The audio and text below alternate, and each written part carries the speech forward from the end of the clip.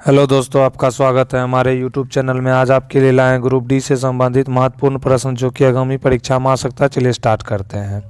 पहला प्रश्न है, 2025 में विश्व तंबाकू निषेध दिवस किस तारीख को मनाया गया? तो 2025 में विश्व तंबाकू दिवस जो है तंबाकू निषेध दिवस मनाया गया है। तो किस तारीख को? तो ऑप्शन है 12 मार्च, 31 मई, 7 अप्रैल और 1 दिसंबर। इसमें 4 ऑप्शन जो है यह दिया गया है। तो इसका जो है राइट आंसर होगा, विश्व स्वास्थ्य संगठन द्वारा हर साल 31 मई को दुनिया भर में विश्व तंबाकू निषेध दिवस, वर्ल्ड नो टोबैको डे जो है यह मनाया जाता है। 2025 की थीम थी, इस वर्ष की आधिकारिक थीम अपील को उजागर करना, तंबाकू और निकोटीन उत्पादों पर उद्योग की रणनीति को उजागर करना, यानी unmasking the appeal, exposing industries जो है tactics on tobacco and nicotine product. तो इसका जो है राइट आंसर क्या हो जाएगा? 31 मई जो है ऑप्शन बी हो जाएगा। नेक्स्ट क्वेश्चन आता है इसमें, वर्ष 2025 में किस भारतीय पैरा तीरंदाज को देश के चौथे सर्वोच्च नागरिक सम्मान पद्म श्री से सम्मानित किया गया है? तो ऑप्शन है राकेश कुमार, हरविंदर सिंह, शीतल देवी, ज्योति बालियान। इसमें 4 ऑप्शन जो है दिया गया है। तो इस क्वेश्चन का राइट आंसर हरविंदर सिंह हो जाएगा। हरविंदर सिंह को जो है पैरा तीरंदाजी में जो है पद्मश्री अवार्ड जो है दिया गया है। इसमें 2025 में पद्म पुरस्कारों से सम्मानित प्रमुख खिलाड़ी खेल में रविचंद्रन अश्विन, आर अश्विन क्रिकेटर से संबंधित है जिनको पद्मश्री, कला और खेल से फिर PR श्रीजेश जो है हॉकी खिलाड़ी हैं जिनको पद्मश्री का अवार्ड जो है मिला है। नेक्स्ट आता है इसमें हरविंदर सिंह जो है उनको जो है पैरालंपिक तीरंदाजी यानी पद्मश्री खेल में जो है दिया गया है। सत्यपाल सिंह जो है एथलेटिक्स कोच जो है पद्मश्री जो है उनको भी मिला है। IM विजयन जो है फुटबॉलर, पद्मश्री का अवार्ड जो है उनको भी दिया गया है। नेक्स्ट क्वेश्चन आता है, दिसंबर 2025 में भारतीय रिजर्व बैंक ने सहकारी बैंकिंग क्षेत्र को मजबूत करने के उद्देश्य से 4 सहकारी बैंकों के विलय को मंजूरी दी है। यह प्रक्रिया किस अधिनियम के प्रावधानों के तहत पूरी की गई है? तो ऑप्शन है बैंकिंग विनियमन अधिनियम 1949, भारतीय रिजर्व बैंक अधिनियम 1934, कंपनी अधिनियम 2013 या दिवाला और शोधन अक्षमता संहिता 2016। इसमें 4 ऑप्शन जो है दिया गया है। तो इस क्वेश्चन का जो है राइट आंसर होगा, भारतीय रिजर्व बैंक ने RBI ने गुजरात के 4 सहकारी बैंकों के विलय को अंतिम मंजूरी जो है दी, जो 15 दिसंबर 2025 से प्रभावी हो गया। कानूनी आधार यह विलय बैंकिंग विनियमन अधिनियम 1949 की धारा 44A के साथ गठित धारा 56 के तहत दी गई शक्तियों का उपयोग करते हुए जो है किया गया है। अन्य विलय जो है इससे पहले अगस्त 2025 में RBI ने न्यू इंडिया कोऑपरेटिव बैंक का सारस्वत कोऑपरेटिव बैंक में जो है विलय को भी मंजूरी दे दिया था। तो इसका जो है राइट आंसर विलय बैंकिंग अधिनियम जो है क्या हो जाएगा? 1949 जो है क्वेश्चन का जो है राइट आंसर ऑप्शन A हो जाएगा। नेक्स्ट क्वेश्चन आता है, मई 2025 में घोषित अखिल भारतीय फुटबॉल महासंघ AIFF पुरस्कार 2024-25 में वर्ष का सर्वश्रेष्ठ पुरुष खिलाड़ी men's player of the year का पुरस्कार किसे प्रदान किया गया? तो ऑप्शन है सुनील छेत्री, लालिया नुजाला छांगटे, सुभाशीष बोस या विशाल कैथ। इसमें 4 जो है ऑप्शन दिया गया है। तो इस क्वेश्चन का जो है राइट आंसर होगा, मोहन बगान सुपर जायंट के कप्तान और डिफेंडर सुभाशीष बोस को मई 2025 में जो है ऑल इंडिया फुटबॉल फेडरेशन द्वारा वर्ष का सर्वश्रेष्ठ पुरुष खिलाड़ी जो है चुना गया है। तो इसका ऑप्शन C सुभाशीष बोस इस क्वेश्चन का राइट आंसर हो जाएगा। नेक्स्ट क्वेश्चन आता है, अप्रैल 2025 में 75 मीटर की बाधा को पार करने वाले और 75.56 मीटर का नया डिस्कस थ्रो विश्व रिकॉर्ड बनाने वाले पहले एथलीट जो है कौन बन गए हैं? तो ऑप्शन है जुर्गन शुल्ट, क्रिस्टजन चे, माया कोलस एलेकना या मैथ्यू डेनी। इसमें 4 ऑप्शन जो है दिया गया है। तो इस क्वेश्चन का जो है राइट आंसर होगा लिथुआनिया के माया कोलास एलेकना ने अपने 13 अप्रैल 2025 को संयुक्त राज्य अमेरिका के ओक्लाहोमा में ओक्लाहोमा थ्रो सीरीज के दौरान 75.56 मीटर की दूरी तय कर एक नया विश्व रिकॉर्ड जो है स्थापित किया है। तो इस क्वेश्चन का राइट आंसर माया कोलास एलेकना जो है ऑप्शन सी जो है यह हो जाएगा। नेक्स्ट क्वेश्चन आता है, जून 2025 में आयोजित ताइवान एथलेटिक्स ओपन 2025 में चैंपियनशिप में भारत ने कुल कितने पदक जीते और पदक तालिका में शीर्ष स्थान हासिल किया है। तो जून 2025 में आयोजित किया गया ताइवान एथलेटिक्स ओपन 2025 में भारत के द्वारा पदक जो है ऑप्शन है 12 पदक, 10 पदक, 20 पदक और 16 पदक। 4 ऑप्शन जो है इसमें दिया गया है। तो इसका जो है राइट आंसर होगा, भारत ने जो है जून 2025 में चीनी ताइपे में आयोजित ताइवान एथलेटिक्स ओपन 2025 में कुल 16 पदक जीते। कितने पदक? तो टोटल 16 पदक जीते हैं। पदक विवरण जो है, इन 16 पदकों में 12 स्वर्ण पदक है, 3 रजत पदक है और 1 कांस्य पदक, यानी 12 गोल्ड है, 3 सिल्वर है और 1 ब्रॉन्ज मेडल है। तो टोटल पदक की बात कर रहा है तो टोटल जो है इसमें 16 पदक जीता है, यानी कि इस क्वेश्चन का राइट आंसर ऑप्शन डी जो है 16 हो जाएगा। नेक्स्ट क्वेश्चन आता है, इसमें सितंबर 2025 में किस राज्य द्वारा जो है, किस राज्य या केंद्र शासित प्रदेश की सरकार ने वायु प्रदूषण से निपटने के लिए क्लाउड सीडिंग यानी कृत्रिम बारिश का परीक्षण शुरू करने की घोषणा की थी। तो ऑप्शन है महाराष्ट्र के द्वारा, दिल्ली के द्वारा, कर्नाटक के द्वारा या राजस्थान के द्वारा। तो क्लाउडिंग यानी वायु प्रदूषण से निपटने के लिए जो है कृत्रिम वर्षा, तो ऑप्शन 4 दिया गया है। तो इस क्वेश्चन का जो है राइट आंसर होगा, सितंबर 2025 में दिल्ली की सरकार ने वायु प्रदूषण से निपटने के लिए क्लाउड सीडिंग यानी कृत्रिम बारिश का परीक्षण शुरू करने की घोषणा की थी और तकनीकी भागीदारी, यह परियोजना IIT कानपुर के सहयोग से तैयार की गई थी, जिसके लिए दिल्ली कैबिनेट ने 3.21 करोड़ का जो है बजट स्वीकृत किया था। अगस्त 2025 में राजस्थान के जयपुर के जमवा रामगढ़ बांध क्षेत्र में देश का पहला ड्रोन और AI संचालित किया गया था। इसमें जो है क्लाउड सीडिंग का जो है कृत्रिम वर्षा पायलट प्रोजेक्ट जो है इसमें शुरू किया गया था। तो इसका जो है राइट आंसर क्या हो जाएगा? तो इस क्वेश्चन का राइट आंसर जो है दिल्ली हो जाएगा। क्या हो जाएगा? तो इस क्वेश्चन का राइट आंसर ऑप्शन बी जो है दिल्ली हो जाएगा। नेक्स्ट क्वेश्चन आता है, अक्टूबर 2025 में गृह मंत्रालय के तहत भारतीय साइबर अपराध समन्वय केंद्र ने साइबर सुरक्षा के लिए किसे अपना नया नेशनल ब्रांड एम्बेसडर जो है नियुक्त किया है। तो ऑप्शन है इसमें आयुष्मान खुराना, रश्मिका मंदाना, कार्तिक आर्यन और नीरज चोपड़ा। 4 अभिनेता और अभिनेत्री का नाम जो है इसमें दिया गया है। तो इस क्वेश्चन का राइट आंसर जो है रश्मिका मंदाना। रश्मिका मंदाना को जो है गृह मंत्रालय ने जो है साइबर अपराध समन्वय केंद्र के द्वारा जो है नेशनल ब्रांड एम्बेसडर जो है नियुक्त किया गया है। नेक्स्ट आता है इसमें, गृह मंत्रालय के तहत भारतीय साइबर अपराध समन्वय केंद्र द्वारा शुरू की गई कौन सी पहल उद्देश्य साइबर अपराधियों के खिलाफ त्वरित कार्रवाई करने की सुविधाजनक बनाता है। तो E0 FIR भारत के गृह मंत्रालय के तहत भारतीय साइबर अपराध समन्वय केंद्र द्वारा शुरू की गई एक पहल है। यह प्लेटफॉर्म पुलिस के पास शारीरिक रूप से जो है पहुंचने से पहले ऑनलाइन प्रथम सूचना रिपोर्ट दर्ज करने की जो है सुविधा प्रदान जो है करता है। तो इसका राइट आंसर जो है रश्मिका मंदाना को नेशनल ब्रांड एम्बेसडर नियुक्त किया गया है। नेक्स्ट क्वेश्चन आता है, भारतीय साइबर अपराध समन्वय केंद्र किस मंत्रालय के तहत स्थापित किया गया है। तो इसका राइट आंसर जो है गृह मंत्रालय हो जाएगा। दिसंबर 2025 में किस प्रसिद्ध भारतीय व्यक्तित्व को NIIT फाउंडेशन के देशव्यापी साइबर सुरक्षा जागरूकता कार्यक्रम का ब्रांड एम्बेसडर नियुक्त किया गया है। तो 5 बार के विश्व शतरंज चैंपियनशिप विश्वनाथन आनंद को दिसंबर 2025 में NIIT फाउंडेशन के साइबर सुरक्षा जागरूकता अभियान के लिए राजदूत के रूप में जो है यह चुना गया है। नेक्स्ट क्वेश्चन आता है इसमें, सितंबर 2025 में अपनी तरह की पहली समर्पित ग्लोबल कैपेबिलिटी सेंटर नीति पेश करने वाला भारत का पहला राज्य कौन सा बना है, जिसने लक्ष्य अगले 5 वर्षों में 1000 नए केंद्र स्थापित करना है।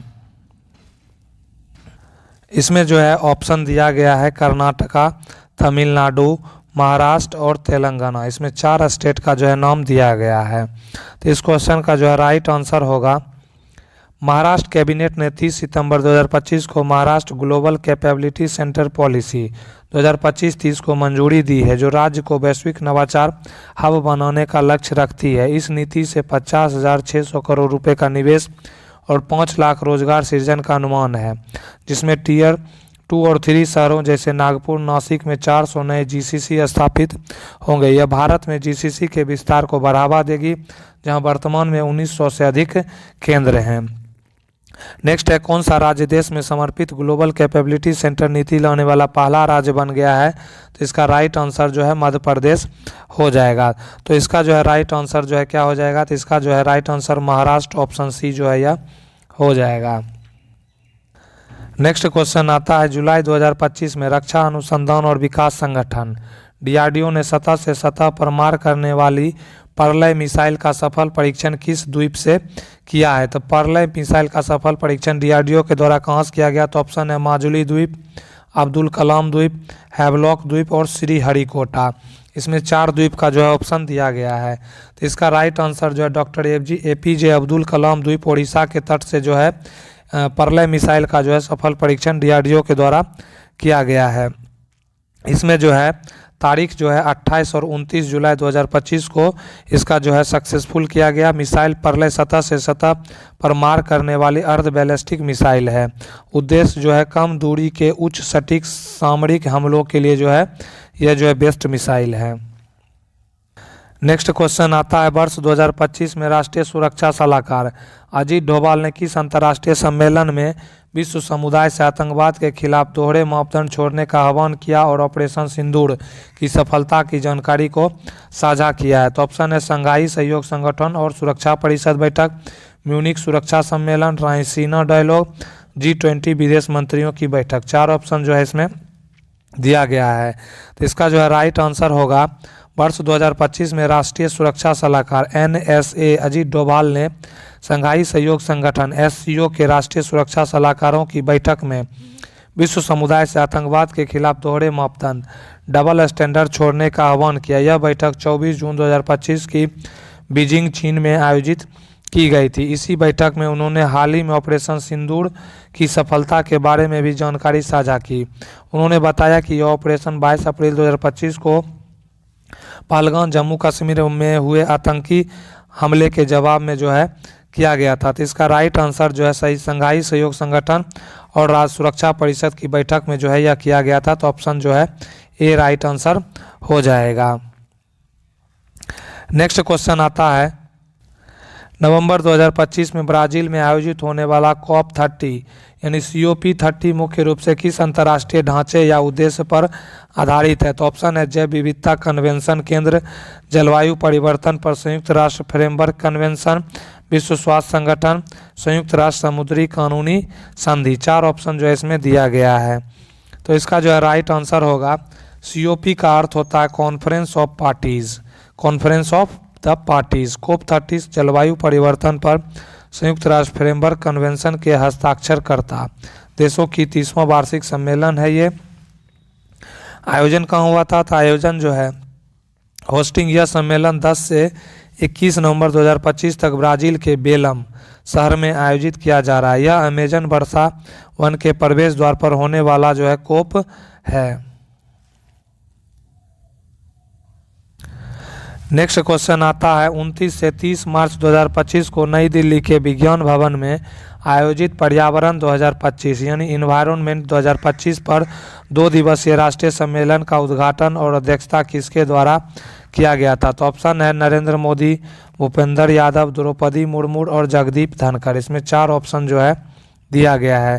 तो इस क्वेश्चन का जो है राइट आंसर उद्घाटन और अध्यक्षता भारत की राष्ट्रपति श्रीमती द्रौपदी मुर्मू द्वारा जो है किया गया था। आयोजक जो है इस महत्वपूर्ण सम्मेलन का आयोजन नेशनल ग्रीन ट्रिब्यूनल NGT द्वारा जो है यह किया गया था। तो इस क्वेश्चन का राइट आंसर जो है उद्घाटन और अध्यक्षता जो है द्रौपदी मुर्मू, ऑप्शन सी जो है इस क्वेश्चन का राइट आंसर हो जाएगा। नेक्स्ट क्वेश्चन आता है, इसमें प्रतिस्थापन अभिक्रिया यानी सब्स्टिट्यूशन रिएक्शन के दौरान जब एक एल्केन अणु से एक हाइड्रोजन परमाणु को हटाया जाता है तो उसके स्थान पर क्या जुड़ता है? तो ऑप्शन है धातु परमाणु, हेलोजन या अन्य प्रक्रियात्मक समूह यानी कि फंक्शनल ग्रुप, अतिरिक्त हाइड्रोजन यानी एडिशनल हाइड्रोजन, अक्रिय गैस यानी इनर्ट गैस। तो इस क्वेश्चन का राइट आंसर होगा एल्केन के प्रतिस्थापन अभिक्रिया यानी सब्स्टिट्यूशन रिएक्शन में जब एक हाइड्रोजन परमाणु H हटता है तो उसके स्थान पर कोई दूसरा परमाणु या परमाणुओं का समूह जैसे हैलोजन तो OH, CN आदि जो है जुड़ता है, जैसे हैलो एल्केन या अन्य क्रियात्मक समूह युक्त यौगिक बनते हैं। यह अभिक्रिया अक्सर मुक्त मूलक हैलोजनीकरण यानी फ्री रेडिकल हैलोजिनेशन के माध्यम से होती है और इसीलिए जो है पराबैंगनिक प्रकाश यानी यूवी लाइट की आवश्यकता होती है। उदाहरण के रूप में जो है इसमें हम लोग जो है मीथेन जो है और क्लोरीन की अभिक्रिया को दिखाएं तो CH4 plus Cl2 UV light में जो है CH3Cl प्लस जो है HCl का निर्माण होता है। मीथेन प्लस क्लोरीन तो क्लोरोमीथेन प्लस हाइड्रोजन क्लोराइड का निर्माण होता है। यहाँ मीथेन के एक हाइड्रोजन परमाणु को क्लोरीन परमाणु द्वारा प्रतिस्थापित किया गया है। नेक्स्ट क्वेश्चन आता है, मनुष्यों में बच्चों का लिंग यानी नर या मादा मुख्य रूप से किसके गुणसूत्र द्वारा निर्धारित होता है? तो मनुष्यों में बच्चों का लिंग जो है मुख्य रूप से ऑप्शन है माता के गुणसूत्र से, पिता के गुणसूत्र से, माता और पिता दोनों के गुणसूत्रों के मिश्रण से, प्रकृति द्वारा यादृच्छिक रूप से। तो ऑप्शन 4 इसमें दिया गया है। तो इस क्वेश्चन का जो राइट आंसर होगा गुणसूत्र संरचना यानी क्रोमोसोम स्ट्रक्चर। मनुष्यों में 23 जोड़े गुणसूत्र होते हैं, इनमें से 22 जोड़े पुरुष और महिला दोनों में समान होते हैं जिन्हें ऑटोसोम कहा जाता है। 23वां जोड़ा लिंग गुणसूत्र होता है। लिंग गुणसूत्र के प्रकार होते हैं, महिलाओं में 2 जो है एक्स गुणसूत्र यानी XX जो है उसमें पाया जाता है। नेक्स्ट आता है इसमें पुरुषों की बात करें तो पुरुषों में जो है एक X और एक Y गुणसूत्र यानी XY होता है। अब आते हैं निर्धारण की प्रक्रिया। माता हमेशा केवल X गुणसूत्र ही दे सकती है। यदि पिता का X गुणसूत्र वाला शुक्राणु अंडे को निषेचित करता है तो बच्चा लड़की होगी यानी XX होगा। यदि पिता का Y गुणसूत्र वाला शुक्राणु अंडे को निषेचित करता है तो बच्चा लड़का होगा यानी XY होगा। निष्कर्ष, चूंकि केवल पिता के पास ही Y गुणसूत्र होता है जो लड़के के जन्म के लिए जिम्मेदार है, इसीलिए आनुवंशिक रूप से लिंग निर्धारण के लिए पिता का गुणसूत्र ही उत्तरदायी होता है। तो इस क्वेश्चन का जो है राइट आंसर क्या होगा? तो इस क्वेश्चन का राइट आंसर पिता का गुणसूत्र यानी कि ऑप्शन बी जो है इस क्वेश्चन का राइट आंसर हो जाएगा। नेक्स्ट क्वेश्चन आता है, वर्ष 2025 में ATP मास्टर्स 1000 ATP मास्टर्स 1000 में मैच जीतने वाले इतिहास के सबसे उम्रदराज खिलाड़ी कौन बन गए हैं? तो ऑप्शन है नोवाक जोकोविच, रोहन बोपन्ना, राफेल नडाल और लिएंडर पेस। इसमें 4 जो है खिलाड़ी का नाम जो है दिया गया है। तो इस क्वेश्चन का जो है राइट आंसर होगा वर्ष 2025 में Rohan Bopanna ATP masters 1000 match जीतने वाले इतिहास के सबसे उम्रदराज खिलाड़ी बने जब उन्होंने अप्रैल 2025 में 45 साल की उम्र में मोंटे कार्लो मास्टर्स में बेन शेल्टन्स के साथ मिलकर यह रिकॉर्ड बनाया जो पहले डेनियल नेस्टर्स के नाम था। तो ऑप्शन जो है रोहन बोपन्ना जो है ऑप्शन बी राइट आंसर हो जाएगा। नेक्स्ट क्वेश्चन आता है, एक उत्तल दर्पण यानी कन्वेक्स मिरर के लिए यदि वस्तु की दूरी 40 सेंटीमीटर है और प्रतिबिंब की दूरी यानी कि इमेज डिस्टेंस 30 सेंटीमीटर है तो दर्पण का आवर्धन क्या होगा? तो ऑप्शन है -0.75 प्लस 1.33 प्लस 0.75 या -1.33। तो इसमें 4 ऑप्शन जो है दिया गया है। तो इस क्वेश्चन का राइट आंसर हो दिए गए मान यानी गिवन वैल्यूज। वस्तु की दूरी जो है u बराबर -40 सेंटीमीटर होगा क्योंकि चिन्ह परिपाटी के लिए जो है अनुसार वस्तु हमेशा बाईं ओर होती है, इसीलिए वह ऋणात्मक होगा। प्रतिबिंब की दूरी भी +30 सेंटीमीटर होगा क्योंकि उत्तल दर्पण में प्रतिबिंब हमेशा दर्पण के पीछे बनता है, इसीलिए वह धनात्मक होगा। अब फॉर्मूला से हम लोग जाएंगे गोलीय दर्पण के लिए आवर्धन m का सूत्र जो है m बराबर -v/u होता है। तो इसमें जो है जब इसका जो है कैलकुलेशन करेंगे तो m बराबर जो है माइनस और इसमें जो है 30 अपॉन जो है -40 हो जाएगा तो माइनस जो है यह प्लस हो जाएगा। तो m बराबर जो है इसका वैल्यू +0.75 जो है राइट आंसर हो जाएगा। इसमें जो है निष्कर्षण यानी कंक्लूजन, आवर्धन का मान +0.75 धनात्मक चिन्ह यह दर्शाता है कि प्रतिबिंब आभासी और सीधा यानी वर्चुअल एंड इरेक्ट बनेगा। चूंकि मान जो है 1 से कम है, इसका मतलब कि प्रतिबिंब वस्तु के आकार से छोटा यानी डिमिनिश्ड बना है। उत्तल दर्पण हमेशा सीधा और छोटा प्रतिबिंब भी बनता है। नेक्स्ट क्वेश्चन आता है 1000 किलोवाट विद्युत शक्ति वाले एक उपकरण द्वारा 1 घंटे तक उपयोग किए जाने पर जो है कितनी ऊर्जा की खपत होगी। तो पावर जो है कितना दिया हुआ है, तो 1000 किलोवाट दिया हुआ है और इसमें जो है 1 घंटे तक जो है उपयोग किया जाएगा तो ऊर्जा कितना खपत होगा। तो ऑप्शन है 1 किलोवाट आवर, 1000 किलोवाट आवर या 100 किलोवाट आवर, 1000 किलोवाट आवर या 10,000 किलोवाट आवर। तो हम लोग जो है जब ऊर्जा की खपत निकालते हैं तो कितना हो जाएगा, 1000 गुने जो है 1 आवर हो जाएगा। तो कितना हो जाएगा 1000 किलो आवर वाट आवर जो है ऑप्शन सी इस क्वेश्चन का राइट आंसर हो जाएगा। नेक्स्ट क्वेश्चन है निषेचन। फर्टिलाइजेशन के दौरान दोनों जनकों से आए अगुणित यानी कि हैपोलॉइड गुणसूत्रों के सेट मिलकर एक पूर्ण द्विगुणित यानी डिप्लॉयड सेट बनाते हैं।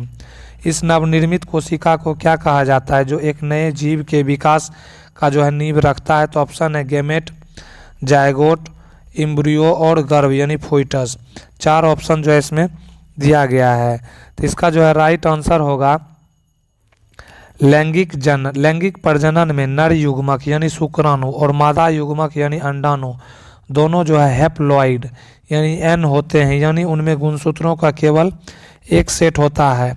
अब युग्मनज का निर्माण निषेचन के परिणाम स्वरूप एक एकल कोशिका बनती है जिसे युग्मनज यानी जायगोट कहा जाता है। यह कोशिका द्विगुणित यानी डाइप्लोइड 2n होती है क्योंकि इसमें जो है माता और पिता दोनों के गुणसूत्रों के सेट जो है 23 + 23 यानी कि 46 गुणसूत्र जो है उसमें शामिल होता है।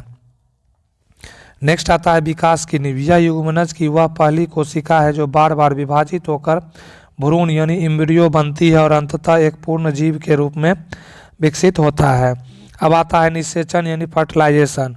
फर्टिलाइजेशन के दौरान दोनों जनकों से आए अगुणित यानी हैप्लॉइड गुणसूत्रों के सेट से मिलकर एक पूर्ण द्विगुणित यानी डायप्लॉइड सेट बनाने से जिस नवनिर्मित कोशिका का निर्माण होता है उसे युग्मनज यानी जायगोट कहा जाता है। यह कोशिका एक नए जीव के विकास की नींव रखती है।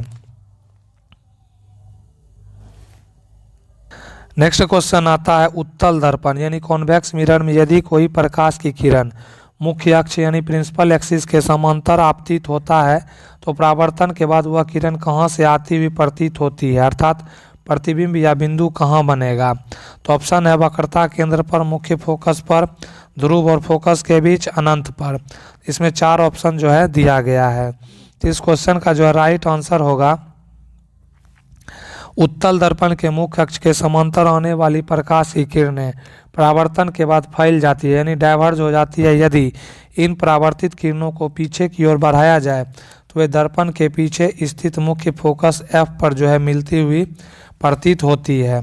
प्रतिबिंब की प्रकृति चूंकि किरणें वास्तव में नहीं मिलती बल्कि मिलती हुई प्रतीत होती है, इसीलिए फोकस पर बनने वाला प्रतिबिंब हमेशा आभासी और सीधा यानी इरेक्ट होता है। बिंदु का आकार समांतर किरणों के लिए प्रतिबिंब फोकस पर एक अत्यंत सूक्ष्म बिंदु के रूप में बनता है। याद रखने योग्य तथ्य अवतल दर्पण की बात करें, अवतल दर्पण में किरणें परावर्तन के बाद वास्तव में फोकस से गुजरती है जबकि उत्तल दर्पण में वे फोकस से आती हुई प्रतीत होती है। तो इस क्वेश्चन का जो है राइट आंसर क्या होगा, तो इसमें जो है फोकस पर मिलती हुई प्रतीत जो है होता है। तो इसका जो है राइट आंसर ऑप्शन जो है क्या हो जाएगा, ऑप्शन बी जो है मुख्य फोकस एट द जो है प्रिंसिपल फोकस पर जो है यह प्रतीत होती है। नेक्स्ट क्वेश्चन है पादप कोशिका यानी प्लांट सेल और जंतु कोशिका एनिमल सेल के बीच मुख्य संरचनात्मक अंतरों के संबंध में निम्नलिखित में से कौन सा विकल्प सही है। तो पहला ऑप्शन है जंतु कोशिका में कोशिका भित्ति होती है जबकि पादप में नहीं होती है। पादप और जंतु दोनों कोशिकाओं में जो है क्लोरोप्लास्ट होता है। जंतु कोशिका में बड़ी रसधानी होती है और पादप में छोटी रसधानी होती है। पादप की रिक्तता यानी रसधानी बड़ी होती है और जंतु की छोटी होती है। इसमें 4 ऑप्शन जो है दिया गया है। तो इसमें जो है कौन सा सही है, तो इसका जो है राइट आंसर होगा रिक्तिका का आकार की बात करते हैं। इसमें किसका बात करते हैं, तो रिक्तिका का आकार यानी वैक्यूल साइज। यह पादप और जंतु कोशिकाओं के बीच एक प्रमुख अंतर है। पादप कोशिकाओं में एक बड़ी केंद्रीय रिक्तता होती है जो कोशिका के आयतन का 90% तक घेर सकती है।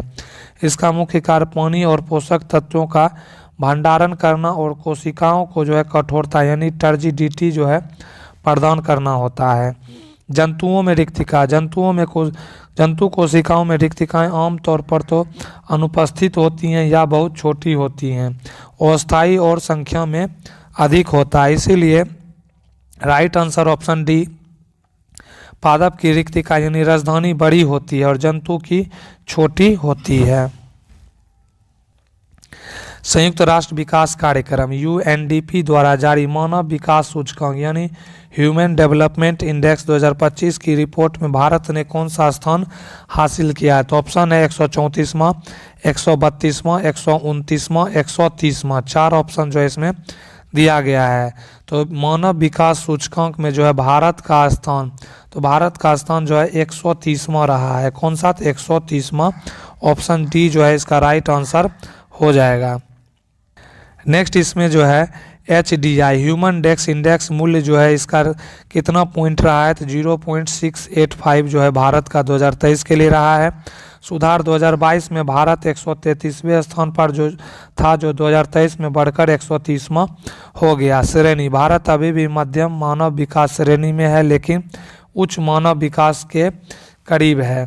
शीर्ष देश आइसलैंड 1, नॉर्वे 2 पर रहा और स्विट्जरलैंड जो है 3 पर रहा। पड़ोसी देश चीन जो है 75वां स्थान पर, श्रीलंका 78वां स्थान पर और भूटान जो है 127वां स्थान पर इसमें देखने को मिला है। नेक्स्ट क्वेश्चन आता है, न्यूटन के गुरुत्वाकर्षण नियम के अनुसार यदि दो पिंडों के बीच की दूरी को दुगुना यानी डबल कर दिया जाए तो उनके बीच लगने वाला गुरुत्वाकर्षण बल ग्रेविटेशनल फोर्स क्या होगा। ऑप्शन है दुगुना हो जाएगा, आधा हो जाएगा, 1/4 हो जाएगा या अपरिवर्तित रहेगा। इसमें 4 ऑप्शन जो है दिया गया है। तो इस क्वेश्चन का राइट आंसर होगा, न्यूटन का जो है गुरुत्वाकर्षण नियम कहता है F बराबर G into M1 into M2 अपन जो है R² जो है इसमें इसका फॉर्मूला होता है। तो जहां बल दूरी यानी R के वर्ग के व्युत्क्रमानुपाती होता है, यदि R को 2R करे तो क्या हो जाएगा, तो F डैश बराबर G M1 into M2 upon 2R का होल स्क्वायर।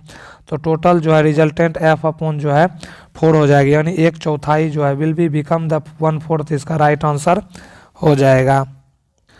नेक्स्ट क्वेश्चन है, जंतुओं के शरीर में उपकला ऊतक यानी एपिथेलियल टिश्यू मुख्य रूप से क्या कार्य प्रदान करता है। तो जंतुओं में जो है शरीर में उपकला ऊतक का कार्य, ऑप्शन है शरीर की गति में सहायता, बाहरी सुरक्षा और आवरण, अंगों के बीच संदेश भेजना, हड्डियों को सहारा देना। इसमें 4 ऑप्शन जो है दिया गया है। तो इस क्वेश्चन का राइट आंसर होगा उपकला ऊतक के प्रमुख कार्य, यह जो है सुरक्षा प्रदान करता है। यह त्वचा की बाहरी परत बनाकर शरीर को यांत्रिक क्षति, रोगाणुओं और पानी के नुकसान से बचाता है और आंतरिक अंगों की जो है यह रक्षा करता है। अब बात करते हैं स्राव, यह श्लेष्मा यानी म्यूकस, एंजाइम और हार्मोन जैसे पदार्थों का स्राव करता है जैसे ग्रंथियों में। अब अवशोषण की बात करते हैं, यह पाचन तंत्र में पोषक तत्वों और किडनी में जो है पानी व अन्य पदार्थों को अवशोषित करता है। नेक्स्ट आता है निस्पंदन यानी फिल्ट्रेशन, गुर्दे यानी किडनी में जो है रक्त से अपशिष्ट पदार्थों को छानने में मदद करता है। नेक्स्ट आता है इसमें उत्सर्जन की बात करते हैं, तो उत्सर्जन यानी एक्सक्रीशन यानी शरीर से अपशिष्ट पदार्थों को जो बाहर निकालने में सहायता करता है। नेक्स्ट है संवेदी स्वागत यानी सेंसोरी रिसेप्शन, कुछ उपकला ऊतक संवेदी अंगों जैसे त्वचा, आंखों में पाए जाते हैं और संवेदनाओं को जो है ग्रहण करते हैं।